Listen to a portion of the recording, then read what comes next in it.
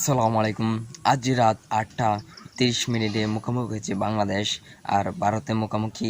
সেই ম্যাচটি শুরু হবে আজকে রাতে এবং সেই ম্যাচটি অনেক ভালো খেলবে বাংলাদেশ।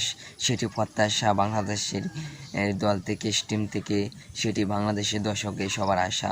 আজকে ইন্ডিয়ার সাথে বাংলাদেশের সেমিফাইনাল উঠতে চাইলে ইন্ডিয়ার সাথে ম্যাচটি জিততে হবে, কারণ আজকে ম্যাচ ইন্ডিয়ার সাথে অনেক গুরুত্বপূর্ণ ম্যাচ। ইন্ডিয়া অনেক জিততে হবে আজকে ম্যাচ, তাদের দুনো দলের জন্য অনেক গুরুত্বপূর্ণ ম্যাচ। আজকে খেলাটি বাংলাদেশ কি খেলবে সেটি আমরা আশা করি অনেক ভালো খেলবে বাংলাদেশ, অনেক জিতার চেষ্টা, অনেক জিততে হবে। এরপরে রয়েছে আফগানিস্তানের সাথে ম্যাচটি জিততে হবে।